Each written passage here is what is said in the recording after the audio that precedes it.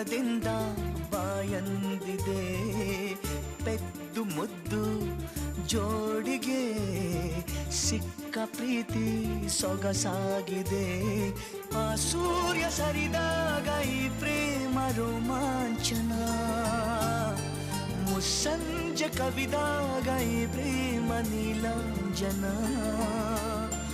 ಮುಂದರಿಯುವ ಕಾದಂಬರಿ ಪ್ರೀತಿಯಂಬಾರಿ,